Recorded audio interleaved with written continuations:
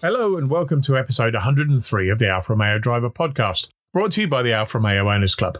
I'm Guy Swarbrick, and this week I sat down with professional racing driver and instructor Steve Deeks to talk about his passion for Alfa Romeo. We talked for so long we've turned it into 2 episodes. Part 2 will be released in the new year. Good afternoon, Steve. Good afternoon, Guy. Absolute pleasure to be with you this afternoon. Thanks for inviting me. Some of our club members will know your name from race reports from the ARCA Championship this year and your exploits in Jamie's frankly insane 4C. But we'll get back onto that later.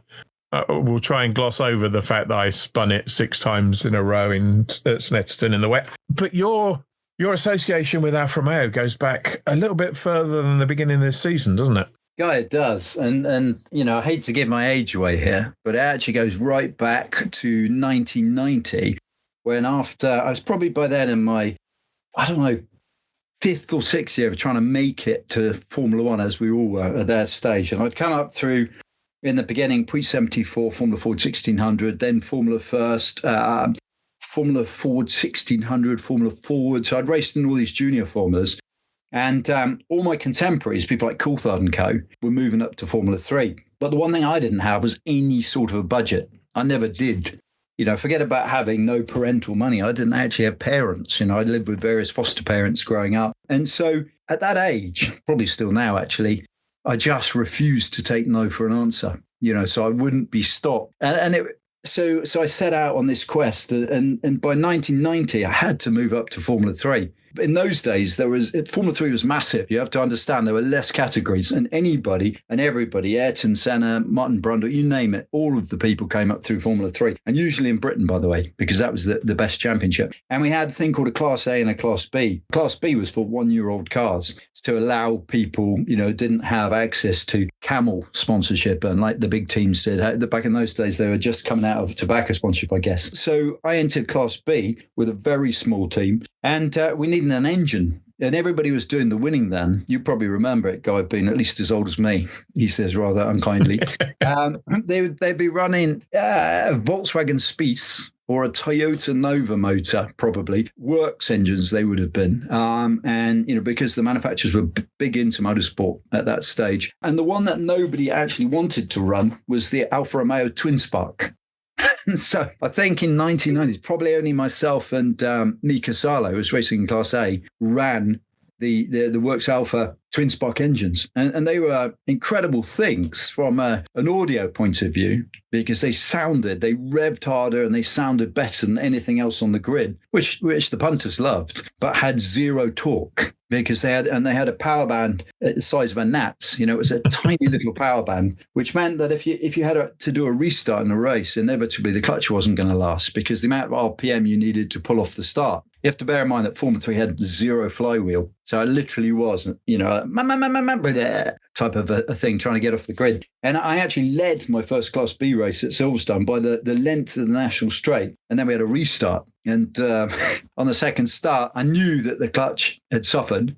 And then sure enough, like 3 or 4 laps into the restart, started to slip. So yeah, that was my my introduction to Alfa Romeo. Glorious sounding, high revving, beautiful, you know, beautifully smooth engine, but no torque. And I think we had if you can imagine this, Guy, we literally had a 700 RPM power band. I mean, no Formula 3 in the Plenum era, had more than 1,000, 1,200. But we had 700. And what that meant, you know, to put it in layman's terms, is if you're halfway through a corner and somebody got a bit out of shape in front of you, you lifted out of the throttle, literally, if the rev counter needle fell below 5,500 RPM, you couldn't get back on the throttle till you'd inched it back up again. Otherwise, you'd blow a hole in the piston. That was a Nova motor engine as well, wasn't it? That was before they had the partnership with Toyota, I think. Yeah, I think it was, yeah. In the really early days. And so those engines were beautiful sounding, but not the ticket. I remember I did some work with Dick Bennett's in the early 90s, 92, I think, and went to his premises in my Alfa company car at the time. And Dick said, "Oh, you're an Alfa fan." And he rummaged around in a desk drawer and pulled out a box full of Alfa freebies, watches and stuff from when he'd been running Alfa engines, and just handed me the box full of goodies, which was great. I'm sure he would have probably given you the old engines as well. He probably had those out the back somewhere, or, had used them as fishing weights or something. But I mean, they were jewels, beautiful engineering, but it wasn't really Alfa's fault. They didn't work with the plenum chamber because they didn't make the torque. They needed to be revving harder than the plenum would let them. It was interesting, the Formula 3 category at Silverstone Festival this year, there were 7 or 8 of those engines, I think, including the winning car. Right. So they've survived, if nothing else. They're not all fishing weights, obviously. No. So that was the first exposure, but it didn't end there, did it? No, somehow it didn't put me off. And, Formula 3 did the job it was supposed to. And then I went and the money ran out for Formula 3, obviously. And then I was sidetracked and I was driving Formula Renault, Formula Vauxhall Lotus, and all kinds of single-seater formulas. And it led me to, it kind of had a real interest in prototypes and a desire to, because they clearly, they are like a single-seater with a body wrapped around them, as opposed to touring or junior touring, which I did with the Vento VS6 and Vectras and things. And it's a long story actually, but I got headhunted to go to Jamaica. Would you believe they were setting a race school up in Jamaica, and I have West Indian roots a little bit. So I was out there, and then whilst I was out there, unbelievably, on that tiny little Caribbean island, there was a prototype car being shaken down that was planned to run. It's hard to believe, isn't it? That they'd come from Miami, team based in Miami, had come to Jamaica because the team owner's son ran a business in Jamaica, and they were shaking down this prototype with an Alfa Romeo engine at the track in Jamaica. And so I became firm friends with the team, which led to them to have a look at my track record in single seaters, at least the good bits of it, where I wasn't crashing and tearing wheels off things. And the invite came eventually, which was tremendously exciting for me and my mechanic. I remember I took my Formula Renault mechanic, then we were running with Tech Speed Racing, Marvin Humphreys, who now runs the 888, it was not 888, what am I on about, Accelerate touring car team. He was very good to me, actually, looking after me. And so we left during the 93 season, my mechanic and I, to go and race the car at Mid-Ohio, Nissan Grand Prix of Mid-Ohio. But you can imagine, for a young racer and his mechanic, who was my best friend at the time, we literally got a plane to New York and then got the Greyhound bus Mid-Ohio. It's awesome. Sorry, except that my mechanic, we fell asleep on the bus. I mean, we had no idea of scale. Back in those days, we didn't have the internet. And I can remember I had a Filofax, if you remember those, Guy. And I opened out The World on 2 pages when the guy he'd phoned me, believe it or not, but in the UK. And he said, look, fly to New York, and then you've got to find your way to Mid-Ohio. And that was like 2 or 3 mil on my year on 2-page Filofax diary. So I thought, how far can that be? I had this notion we'd hitchhike or something. But so my mechanic got robbed on the Greyhound bus. But anyway, the two of us eventually found our way to meet with the team. And it was the most fantastic experience. Absolutely incredible. Incredible track, incredible race series. It was IMSA GTP lights at the time, with people like Fangio Jr. And I remember Derek Bell, Moretti. There were all these big hitters in it, And the great thing about being there with it, the team were based out of Miami, Otto Volante, Advantage, a little family team. Richard Sagani was the team owner, wonderful guy, like a father to me, and gave me the opportunity. Do you know, one of the best things about that was, this was a time when Alfa Romeo had pulled out of the US. So there were no main dealers. It's a sort of similar thing going on there at the minute, from what I read. And so everybody with an Alfa, there was a massive passion, as there is now for Alfa in the States. Everybody from kind of, even if they were a day drive away from him, would drive from all over that part of the US to his workshop to have their car serviced. Everybody came there. And when we went racing, it was the same vibe. I can remember that we were at the Mid-Ohio track, and all these RVs started turning up, and tents with Alfa Romeos parked outside them. And basically the Alfa Club of North America were out in force. The other side of the white barbed wire fence, not barbed wire, the chain link fence, And this is what I remember of it. This is way back in 93. In between sessions, I would go over and talk to these guys that were pressed up against the fence, and they would push dollars through to buy us tires and spares and things. I mean, isn't that wonderful? That's the true love for Alfa. And we were up against, the Acura team, I guess, the Nissan team. There were proper works teams in that race, with big budgets and lots of engines. And there was this little family team with a couple of engines and this prototype car that they basically built in Miami, in the shop in Miami. And so we were on a really tight budget, but the support for us, because we were running an Alfa, was fantastic. I mean, really off the scale. So, and that was a magnificent experience. It is a strange market for Alfa. I spent a few weeks in Arizona and Nevada and California in the summer. And visited a few dealers out there, and you know they're shifting some Giulias and Stelvios and Tonales, but they're not doing a massive amount. But there's a team out there running a Giulietta TCR in the support races for IMSA at the moment. They never even sold the Giulietta in the US, and yet there's still people in their droves turn out with Alfa flags to support them, and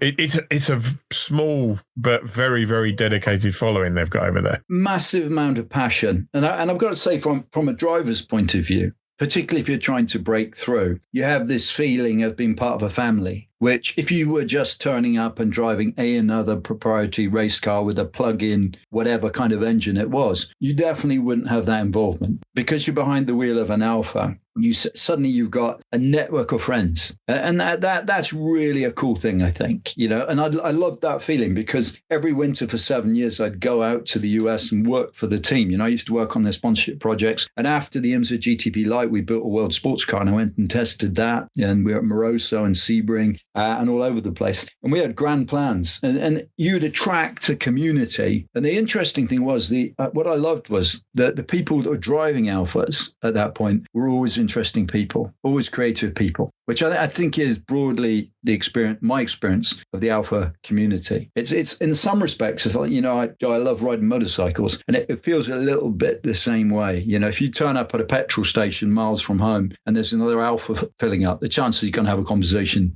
with the guy, aren't you? Realistically, particularly if they're in something interesting. Whereas best of all in the world, that's not going to happen. If somebody is in a Golf GTI and you're in a Golf GTI, realistically. Yeah. It's kind of a different vibe, isn't it? Because, you look at them immediately and you think, you must be quite quirky as well because you're in an Alfa. I don't know, there's something about it. But also the other great thing about that was Richard Sagani, and I mentioned him because he was so instrumental in giving me a leg up. He was an absolute Alfa guru, Alfisti, died in the wool, loved them, and he was encyclopedic. And every day I spent in the workshop working with the team, he would teach me something new. And he was always very fond of telling me what Alfa did first and how Alfa did this and Alfa had this before they did and so forth. So he built my knowledge, which, funnily enough, when I met Jamie, they would kind of carry on, because I met Richard Sagani's European equivalent in Jamie Porter. Same guy, different time, different continent, but the same lovely man, with a really genuine big passion, which is obvious from what he's created, like his dynasty. Although Jamie blames Ted Pearson for all that, I believe. Ted gets the blame for most things. To Father Ted, as we affectionately call him. But, he's I'm afraid he's gone over to the dark side. He's just effusing about some Chevron BMW that he's fallen in love with. So he's been seduced. Yeah, he's still got a couple of Alfas, I think. I think he has, yeah. Wouldn't take much. So you were doing that every winter. Any other Alfa involvement in parallel with that? No, do you know what? Then I came back. I'm just thinking about that. I used to host and run, and still do actually, a lot of track days and events. And we were working with, I ran a thing called the HSBC track test series of events, which ran out of Stilton very successfully for many years. And I was the host and presenter, but also I'd jump in the cars and whack them around the Grand Prix circuit. And so I was always like, all the manufacturers were there. So I'd walk up and down the pit lane and pick out, what my favorite rides were. And I remember driving that, is it the 147 GTA, the little 3.2? Yep. Yeah, I had one of those. Loved that. Absolutely loved that thing. I can remember driving that flat out around the Grand Prix circuit. And so, do you know? So you flat out and that around the Grand Prix circuit, that must have been a set of front tyres gone. Yeah, and it wasn't, and as you'll know, it wasn't, that's an interesting car, isn't it? Because it's not a logical choice for a track day car. I can remember briefly owning like a Clio V6 Williams, but actually the 2-litre Clio was better on the track, even though the V6 was much more exciting. And that's the thing I think about that 3.2 litre. I always wanted to own one of those because it had so much presence and character. But where, do you know, I think where Alfa really hit me with a gut punch. I hosted many Festival of Speeds for AMG Mercedes. Actually, I was their live show presenter. And I was there the year the 8C was launched, and it was up on his lordship's spiral up in the air. I don't know if you remember that guy. He was sticking up in the air. I do. I remember seeing that car, and that stopped me in my tracks. I thought that is drop dead gorgeous. Right, I looked at it and I could not believe how perfect that was. And I, like everybody else, I probably saw the press shot in the red, metallic red color. And I looked at it and I thought, wow. And I've been involved with supercars. And as you know, I'm the Ferrari Club of Great Britain's presenter, and so I'm involved with Ferrari and all kinds of things. But that just stood out. I thought that was the finest piece of design, and that kind of brought me back in, really into the fold. And then, of course, the launch, I started seeing Giulia quadrifolios on track days, and I'm looking at this thing, and I thought that is just so much prettier than an M3 doing the same job. Or at the time, I was presenting the Audi RS driving experience, and we had like the RS4s, and I just thought that thing kills it, in every measurable respect. And that platform, the Giorgio platform, this is why I guess how I got back involved with the fold. I was looking for, coming out of lockdown, and we got wiped out during the lockdown. And coming out of it, I was looking, as I started to go back to work and build the business back up a bit, I was looking for an SUV car, because we kind of live in the country. I thought I need something with all-wheel drive occasionally, and something I can put stuff in the back of. And I bought a Stelvio 2.2 210 turbo diesel, right? And I bought the right one, I bought a Milano spec with pearlescent white, because I always loved that tricoat white. Yeah. But given the fact that I'd launched, I'm a core trainer for Lexus, for Nissan, I'd launched so many of these cars, the Audi driving experience, and then I drove the Giorgio platform, and I just thought, this is incredible. Like the platform, the balance, the finesse, the cleverness of the platform. I thought, this is a car. I couldn't believe that nobody really knew about it in volume terms. Yeah. And people didn't have, a lot of the time, people didn't have the courage to buy one. And I just thought, this is head and shoulders the best of these cars. The platform is incredible. And then, as Jamie will tell you, then I got a call from my dealer. He said, come in to have a look at this. I just bought in off a customer. And he had a Stelvio Quad, 2019 one. And I made a mistake, Guy, of driving it. I should never, ever have taken him up on his test drive offer, because there's no way I can afford one. I can't afford to run it. Fortunately, I've got all kinds of sponsored tires, brakes, and people in the background to help out with costs and things. But I would say this, to never, if you don't want to end up considering buying one of those, definitely don't do the test drive. Well, that's how I ended up with my 147 GTA. I've told this story on the podcast before. I went to buy a 156 diesel sport wagon, and they offered me a test drive in a 147 GTA, and I came away having ordered the 147. But did you not instinctively know not to do that? Yeah, it was a stupid thing to do. And I think it lasted about 14 or 15 months. My kids at the time were pretty serious cyclists, competitive cyclists. And I was buying the wagon to put the bikes in. Okay. And after 18 months of having the bikes on a rack on the back and wobbling all over the place, I finally decided that I should buy the car that I'd originally gone to buy. But the first time I drove a Stelvio Quad was at Goodwood, on the track. And I remember about 2 or 3 laps into the stint, suddenly thinking to myself, hang on a minute, this is an SUV.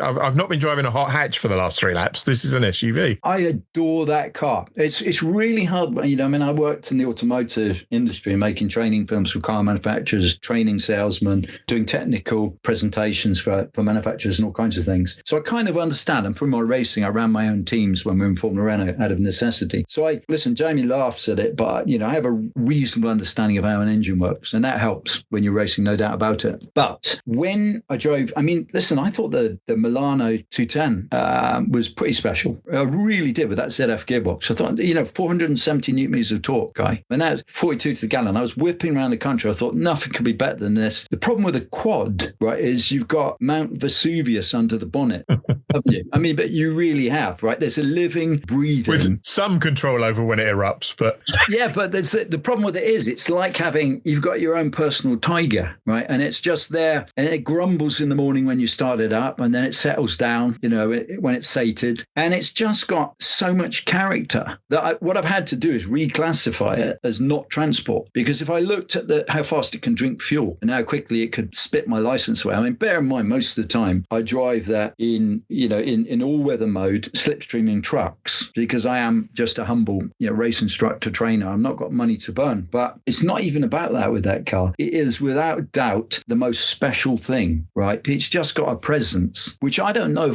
what would you replace it with? Like, if the EV maniacs drive, which they won't, drive ICE out of existence. I mean, I don't know. There's something incredibly special about that car. I can't even begin to sort of put my finger on it, but it is, what I say to people is every event in that car is an event. Every drive in the car is an event. It's not just a drive, right? It is very special. And I've driven a lot of cars, so I'd be in a position probably to assess that. And the four-wheel drive system on it is so clever. I mean, it feels like a rear-wheel drive car until you don't want a rear-wheel drive car anymore, and it says, okay, let me take over for a moment, and just pulls you out of trouble. It's clever. And then, the other funny thing is, I'm sponsored by our chief instructor, Phil Ellis, runs Phil's Essex Logs, bless him, and he sponsors me by giving me my logs so I don't have to buy logs during the winter. So he has his name on the rear wing of the 4C, you'll note when you see it about. And I always say to him, it's the world's fastest log truck, because he brings all the logs to Silverstone. I fill the back of the quad up. It's mad. I use it like a van, and I was moving lockups the other day, like 9 trips in the back of a quad, which I don't recommend because the fuel consumption is down below 20 when you're using it for that. But the point is, Guy can do it. And it does it really without grumbling. So it's just seriously comfort. And the other thing I say to people is, well, it's a really safe car, massively safe car for all kinds of reasons. But, that was a platform I read extensively, as I do, because I'm quite OCD, in case you hadn't noticed. But I read and watched everything there was. And they did it the right way, didn't they? I mean, they were clearly trying, like with the 4C, trying to break back into the US market in a moment of, clarity, I like to think. And they assembled a little skunk works team of Ferrari engineers, and they wrote that, here's a check, kind of unwritten amount, go out and create the best platform. And that platform, man, I'm damn certain that down the line, that'll be a collectible. Yeah. It has to be a collectible. Yeah, and it's a shame from an Alfa perspective that it's only going to continue as a Maserati platform from next year onwards, but it's been good while we've had it. Yeah, I can't imagine not having it, actually. And like I say, that is the problem, isn't it? I don't know anything quite like it that does that job. And it's going to be interesting to see. I mean, it'll be interesting to see how it goes in terms of the BEV ICE split. But the new Stella Large platform that comes with the new Stelvio next year, Italy have taken the lead on that. And I know a lot of the engineers that have been involved in that project are Giorgio engineers. As indeed the team that tuned the new junior BEV were Giorgio platform engineers, and they've certainly worked their magic on that. So I have some hope that the next generation will be good, but that's going to take some beating. You have to always be optimistic and positive, and I always am, and you're right, because we never know as well how people will position the brand, where they'll move the brand to in the future. Funny enough, I made some training films during lockdown in France, actually, for Stellantis. So I was working in Turin for Fiat, making some training bits and pieces, and the Stellantis got some really good people in there and some real enthusiasts. So and people get confused. Like when I heard people talking about, it's just a Peugeot platform. Well, lest we forget, we used to use Peugeot chassis for our race school cars. Peugeot have always known how to engineer a great chassis. So the future could be phenomenal. And also when they produce, let's be fair, my favorite car for my entire life up until this point was a Lamborghini Miura until I saw the new 33. When I saw that car, I thought, that's the new favorite car. Absolutely. I couldn't believe it, how beautiful that car is in every respect and how interesting the car is. So, yeah, I'm with you, Guy. I think that there's going to be a great future. It might be tricky just at the moment, because I would say my instinct tells me ZE mandate will collapse, right? In as much as it can't work. It never will. But electric will be a really important part of the mix going forward, as I'm sure sustainable fuels will, hydrogen will. There'll be different technologies coming into play, and that'll create different opportunities. But Alfa themselves, that brand has to survive. It's too important. So the sort of elephant in the room, 4C, It wasn't love at first drive with the 4C, was it? So the thing about the 4C, that's the other thing I became aware of. So we had, as we mentioned, the 8C, right? Then I saw the 4C and desperately wanted one. Now, for context, even though I've been effusing about the Stelvio quad, the mighty quad as I call it, when you work in cars all the time, like you do as well, they do to a greater or lesser degree become tools. Yeah. But the whole concept from day one, I can remember going into London, there used to be a Fiat dealer just next to Selfridges, and they had a 4C, and I went in and it blew me away. At the time at Silverstone, we had a fleet of Lotus Elises and Exiges that we used, so I was familiar with the concept of it. But the carbon fibre, I suppose the exotic feel of the car and that special feel of it, and I fell in love with it when I first saw it. Conceptually, I thought this is brilliant. I'll tell you what I think it is. I think it's a Ferrari Dino 246 for our generation. I'm sure of it, because, whenever I used to watch the Persuaders on, Gold TV or whatever, I'd look at it. Tony Curtis was 246, and I thought that was the most beautiful car, and still it is one of the world's most beautiful cars. And I thought that's exactly what Alfa have done here. This is the most beautifully proportioned car. But I hadn't driven one. And then my good buddies, Rob Barth, who's raced at Le Mans, you'll know Rob, I'm sure, and Martin Donnelly, who ex-Formula One, they did the launch of it, and they said to me, Steve, forget about it, right? It handles shockingly. Their advice to me on the car, don't even think about it. Rob's advice was like, the thing won't go in a straight line if there's a camber on the road, So there was a lot of negative press, and I studied the car. And this was before I ever knew Jamie, right? And I occasionally I'd read about this has got the Alfa Works conversion on the front, and the Alfa Works conversion. And at this point, I wasn't really aware of who Alfa Works were or Alfa Workshop was. So here's the funny part, right? So I got a sponsor who, when I came back in to race the 911, which I raced at the festival in 2023, he'd sold some equipment and said to me, Steve, I want to buy another car. And he's got a few properties, one up north in Harrogate, one down in Essex. And he said, I've sold some equipment. Go out and get me a car that I can use for track days. And so obviously, like you do, Guy, I thought, I've got access to probably about, at the time, 40 or 45,000 quid of somebody else's money, right? And this is a car that I'm probably going to end up teaching in my role as a super licensed instructor. And, what could we buy? And he said, buy something that's not going to lose all its money, and buy something that's interesting that we can use as a track day car. I thought, it's got to be a 4C. But up to that point, Guy, I'd never driven one, right? So I must admit, I hope that Brian, my sponsor, isn't listening to this.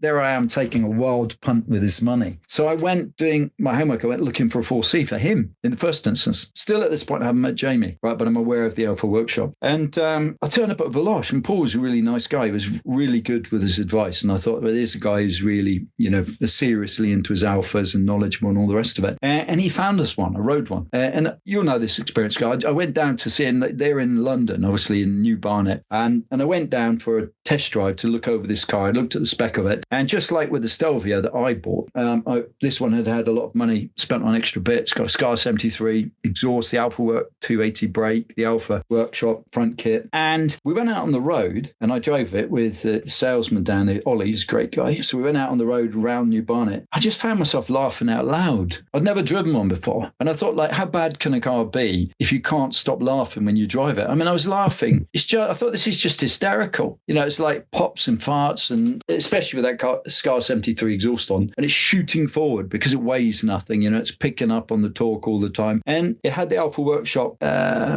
geometry kit on it. So it was tracking dead straight as well across the roads. And I thought, this is exceptional. And I kind of knew in a heartbeat that it was also going to be in the future. I thought, this is like an underrated classic car. And bear in mind, by the way, for context, I worked for JD Classics as their presenter, and I made films for Silverstone, now Iconic Auctions, So I'd been around the classic car scene as it was exploding in 2014, 15, 16, 17. And I'd always thought, we had loads of discussions about what that's been produced recently will ever be a classic. That's a really big question, isn't it, in this day and age? That car, 1,000%. If I had any personal money, which I don't, I think I'd have one of those to drive and my own, and I'd have one in a barn somewhere with a tarp on it, because that is not really, because I'm not about, I haven't got any money and I've never been into investing or anything, but just because it's such a gem. That is a gem for the money, the 4C, when you stop and think about it. At Silverstone, at the race school, we got a fleet of McLaren 620Rs, and they're phenomenal, full carbon fibre chassis. But I guess they're a couple $100,000. Yeah. Spec, and so the 4C, what they did was audacious. And you can see something there where just driving it, you think, right, they lost money on every one of these sold in the real world, right? And that's always something that's a pretty good start if you're looking to buy into something. Because there's the manufacturer, like they did with the Giorgio platform, the Stelvio and Giulia, where they've thrown everything they've got into it to try and reestablish themselves. And in the case of the 4C, as we know, it didn't quite work, because the press hammered it, largely, I think, in some cases, because the rise of the internet, which is like 95% of the stuff you would read and road test is chaff, and real chaff, it should be disregarded. There are only a few journalists who can actually drive. And I know, people like Mead and Dickie Mead, those people can really drive, right? But they're few and far between. So you're getting this absolutely uneducated noise out there about the car and how bad it is. And actually, the reality is my sponsor's one sat outside our cottage, outside, not even in a garage, for the past 18 months. Sadly, it's gone to rest in Essex for the time being. And that was one of the least fussy cars that I've ever been involved in. Properly made, really strong, albeit it needs to go to Alfa Workshop. Yeah. You can't take that car to a main dealer. You can, but why would you? That's not to criticise. And to be fair to Alfa, they recognised that when the car came out, because there was only a few dealers that were specced up to be 4C workshops. But even so, I think most people end up at Jamie's at some point. I would say they do. And actually, if the dealership switched on, I saw that with research, because Saber, as you know, is a really nice guy, and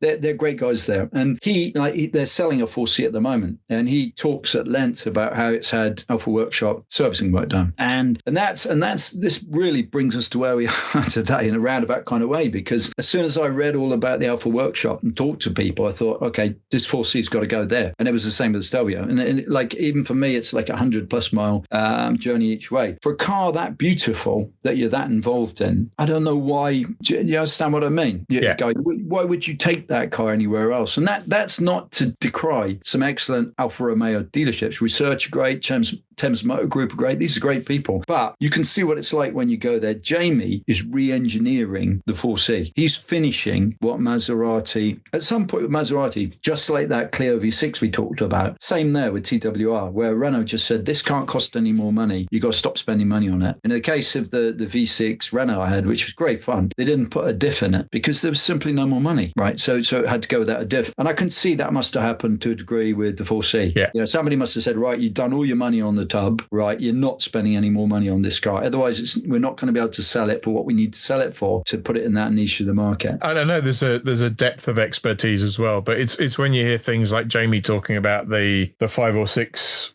bare chassis that he managed to get hold of, and it made sense because he had enough parts lying around the workshop to build them into cars. It's like, I think the Swiss Guard are probably still looking for Jamie for that. And how those chassis found their way back, those monocoques found their way. What had he packed them in? He must have got a container.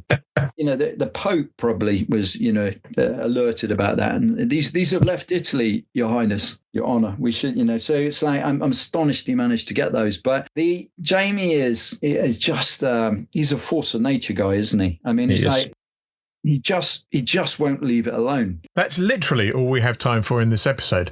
In part 2, we'll pick up the story as Steve gets to know Jamie Porter and gets the chance to drive and help develop the Alfa Workshop 4C. Episode 104 will be available to download from 1:30 p.m. on Sunday the 5th of January from Podbean, Apple Podcasts, Amazon Music, YouTube, Spotify, the club's website, and everywhere else good podcasts are found. Until then, stay safe.